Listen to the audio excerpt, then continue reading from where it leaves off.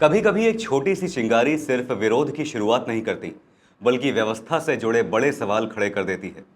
दिल्ली के एक प्रदर्शन से उठी आवाज अब उस दरवाजे तक पहुंच गई है जहां से देश की नीतियों की दिशा तय होती है। एक तरफ दशकों पुरानी व्यवस्था की नींव है, तो दूसरी तरफ बदलाव की मांग लेकर खड़ा नया दबाव। क्या ये सिर्फ एक मुलाकात है या आने वाली बड़ी बहस का संकेत?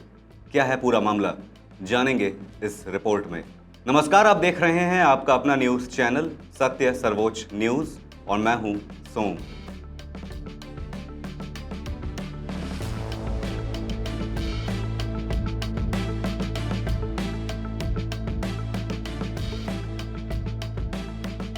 दिल्ली के जंतर मंतर से उठी आरक्षण व्यवस्था में बदलाव की मांग अब सत्ता के गलियारों तक पहुंच चुकी है।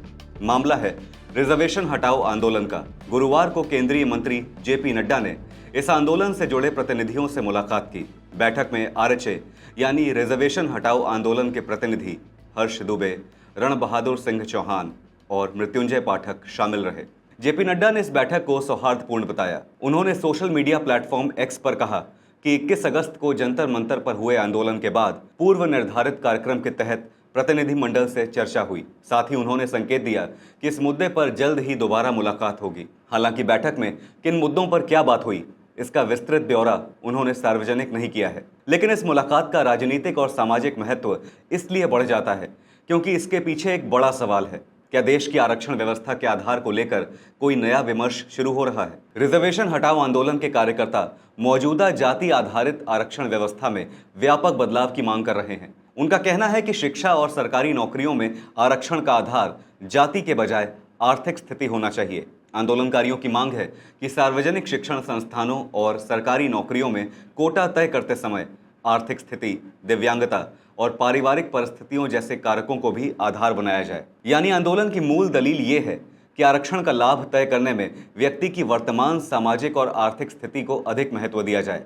इसी सोच के तहत संगठन आरक्षण व्यवस्था की समीक्षा और उसमें बड़े सुधार की मांग कर रहा है। गौरतलब है कि 21 अगस्त को दिल्ली के जंतर मंतर पर इसी मांग को लेकर बड़ा प्रदर्शन हुआ था। प्रदर्शनकारी बड़ी संख्या में वहां जुटे थे। इस प्रदर्शन के बाद ही केंद्र के साथ बातचीत की प्रक्रिया आगे बढ़ी। दिलचस्प बात यह है कि इस आंदोलन की शुरुआत पारंपरिक राजनीतिक मंच से नहीं बल्कि सोशल मीडिया से हुई और इसके इंस्टाग्राम पेज पर 5.6 मिलियन से ज्यादा फॉलोअर्स हैं। यानी ये सिर्फ सड़क पर दिखाई देने वाला आंदोलन नहीं है, इसके पीछे सोशल मीडिया पर भी एक बड़ा नेटवर्क मौजूद है और यही वजह है कि इसकी मांग अब राष्ट्रीय बहस का हिस्सा बनती दिखाई दे रही है। जेपी नड्डा से मुलाकात से पहले आंदोलन से जुड़े प्रतिनिधियों ने उत्तर प्रदेश के उप मुख्यमंत्री ब्रिजेश पाठक से भी मुलाकात की थी।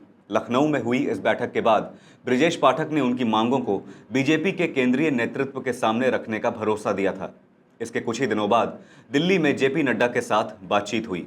अब आंदोलन के प्रतिनिधियों का कहना है कि जेपी नड्डा के साथ हुई बातचीत सकारात्मक दिशा में एक अहम कदम है। उनकी कोशिश है कि इस मुद्दे को किसी वर्ग के विरोध के रूप में नहीं बल्कि समान अवसर और व्यवस्था में सुधार की मांग के तौर पर देखा जाए। यही वजह है कि आंदोलनकारी अपनी मांगों को लोकतांत्रिक और शांतिपूर्ण तरीके से आगे बढ़ाने की बात कर रहे हैं। लेकिन यहाँ एक महत्वपूर्ण बात भी समझना जरूरी है। आरक्षण व्यवस्था संविधान और मौजूदा कानूनी ढांचे से जुड़ा विषय है, इसलिए इसे लेकर किसी भी बड़े बदलाव का रास्ता आसान नहीं है।